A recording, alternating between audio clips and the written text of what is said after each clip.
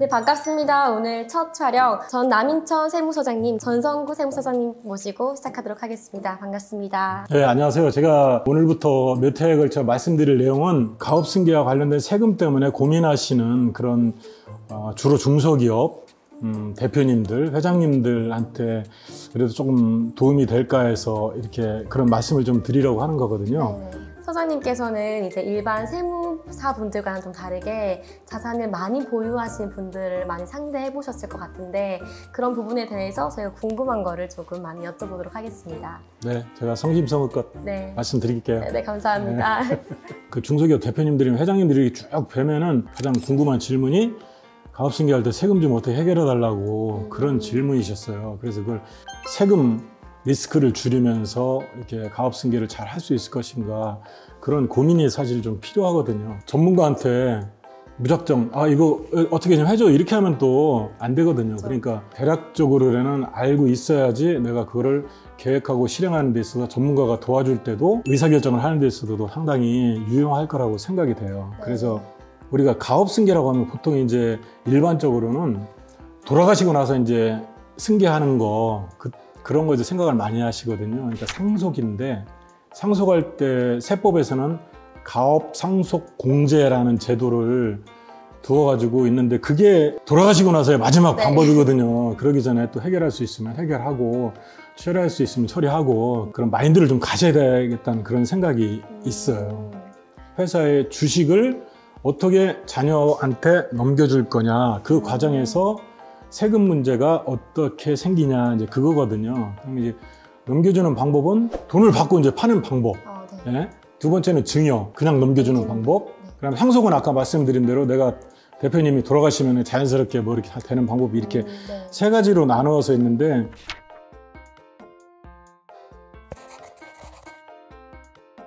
첫 번째 어떤 내용을 알려주시면 좋을까요? 주식을 양도하면 세금을 얼마나 내야 되냐. 뭐 그런 등등의 문제가 있잖아요. 자식한테 팔 때 얼마에 팔아야 되냐 이제 이런 것들 있잖아요. 싸게 파는 게 싸게 파는 게 좋죠. 근데 나중에 말씀드리겠지만은 그거 싸게 팔면 큰일 나요.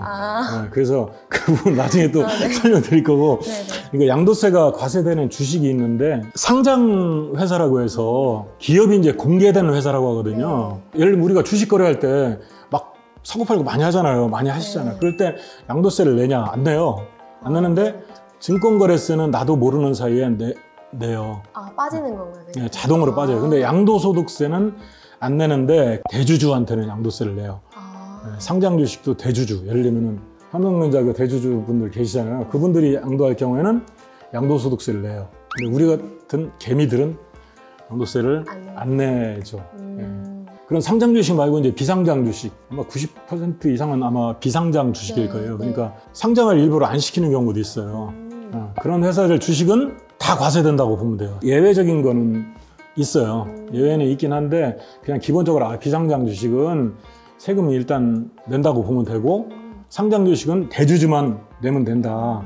이렇게 생각하시면 되는데 지금 금융투자소득세가 도입이 된다고 하던데 비상장 주식도 거기에 해당이 되는 건지? 해당이 돼요. 되는데 그 논의가 된 게 사실 오래됐거든요. 오래됐고 세법이 이미 개정이 돼 있는데 그게 중요하고 이슈가 되냐면은 상장된 주식도 세금을 다 매기겠다 이제 이런 거거든요. 결론부터 말씀드리면 이 법이 언제 시행될지는 아직 몰라요. 원래는 내년부터로 돼 있는데 지금 이번에 새로 이제 정권이 바뀌면서 좀 연기한다 이런 얘기가 있거든요. 금융투자소득세가 과세가 되면은 양도세라고 해서 지금 얘기하고 있잖아요. 양도세가 아니고 금융투자소득세로 이제 전환이 돼가지고 비상장 주식 양도세 내고 상장 주식은 아까 뭐 대주주만 낸다고 했는데 지금 그런 게 아니고 내가 사고 팔고 한 금액의 차이가 5천만 원이 넘으면은 무조건 양도세를 낸다 이제 이런 식으로 될 것 같아요. 1년에 5천만 원. 5천만 원 벌면 좋은데 하여튼 그런 식으로 될 것 같습니다.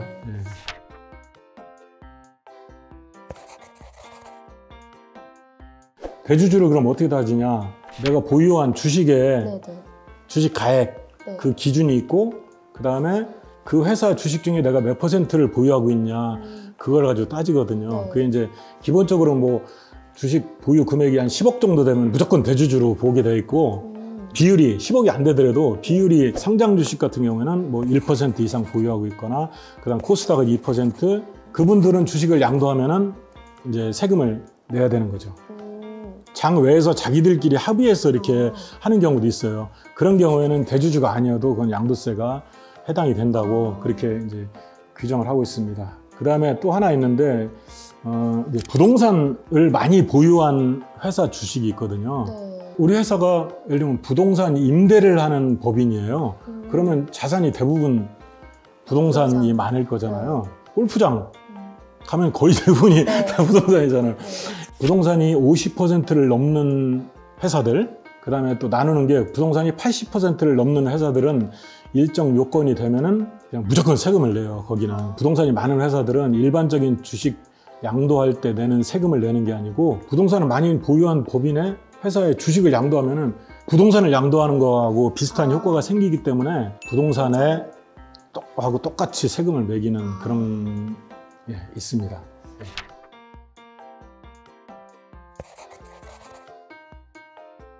주식을 양도할 때 이제 세금은 얼마나 내는지, 세율이 얼마나 되는지 뭐 궁금하신 분들 많으실 것 같은데. 그게 주식에 대한 세율은 기본적으로 뭐 상장이냐 비상장이냐 이런 거 안 따지고요. 네.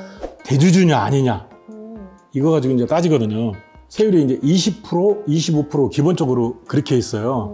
샀을 때하고 팔 때, 그게 양도 차익, 네. 그 부분이 3억 원 밑에면은 20% 세율이 적용이 되고, 3억 원을 초과하면은 25% 세율이 적용되고요. 네.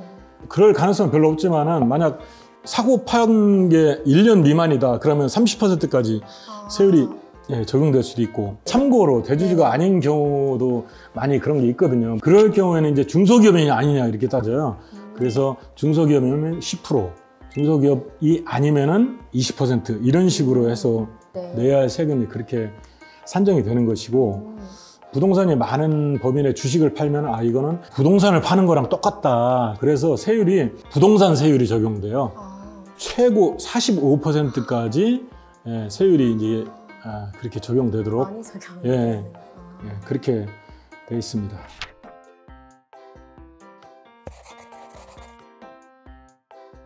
그다음에 이제 양도 관련해서 이제 지금 뭐 세금이 얼마나 되고 뭐 그런 부분들 말씀드렸는데, 네네.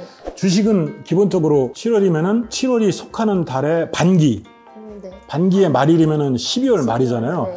12월 말일부터 두 달 내에, 그러니까 내년 2월 28일까지 신고를 하면 되는 거고, 계속 부동산 법인 말씀드리는데 그건 부동산하고 같다고 말씀드렸잖아요. 그거는 부동산하고 똑같아요. 그러니까 오늘 양도라면은 이번 달 말일부터 두 달 내에, 그러니까 9월 30일까지 그런 식으로 신고를 하면 되고, 이건 어떤 세금이든지 다 마찬가지인데 그 세금이 2천만 원이 넘으면은 그걸 나눠서 낼 수 있어요. 반씩 두 달 내에 나눠서 낼 수 있는 그런 분납 제도가 있고, 또 신고 방법 중에 뭐가 있냐면 수정 신고, 기한 후 신고가 있어요. 그러니까 내가 이 신고를 했는데 뭐 잘못했어. 수정해서 신고. 그런 게 있어요. 그 다음에 기한 후 신고는 뭐냐면 신고를 못했어. 그래서 기한을 넘겨서 신고했다. 그래서 기한 후 신고라고 해요. 그거는. 그러면 불이익이라든지. 불이익 있죠. 그 기본적으로 이제 신고를 기한을 놓쳐버리면은 신고를 불성실하게 했다고 해서 신고 불성실 가산세가 붙어요. 붙고 또 그게 계속 늦어지면은 납부를 또 늦게 하게 되는 거잖아요. 네네. 그러니까 납부를 늦게 냈다는 가산세가 붙고 그렇게 돼요. 그 가산세는 얼마나 붙나요? 가산세가 신고 불성실 가산세는 보통 20% 붙고요. 본인이 늦게 낸 거에 대한 지연해서 납부한 게 이자 성격이기 때문에 사실 조금 용인이 되는데, 신고 불성실 가산세는 내가 신고를 안 했거나 잘못했을 경우에 내는 가산세이기 때문에 커요. 20%는 엄청 크죠.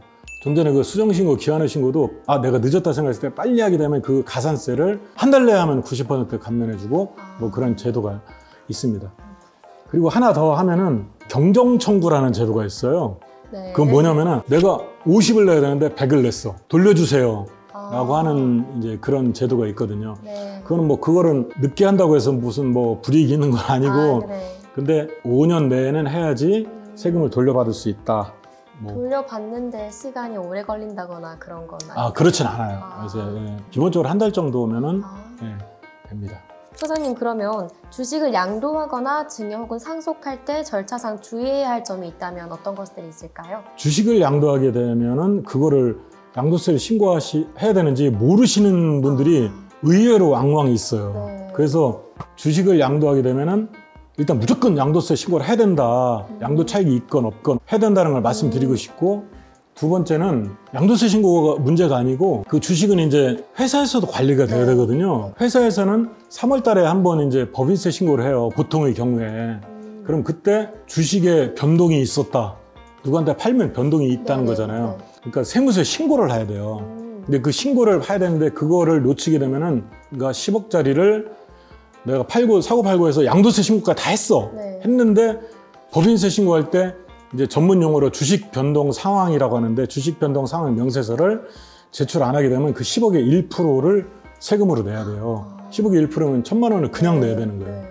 그러니까 두 가지, 양도세 신고를 해요. 회사에서는 법인세 신고할 때 주식이 변동된 내용을 반드시 신고를 해줘야지 안전하다. 거기까지 말씀드리고 싶네요. 신고하는 것 자체를 잊으면 안 된다. 네, 이런 말씀하신 것 네, 같습니다. 네, 더 궁금하신 점 있으시면 저희 영상의 밑에 댓글이나 이메일 주소로 연락 주시면 소장님께서 더 자세하게 알려드리겠습니다. 감사합니다. 감사합니다. 네, 감사합니다. 네.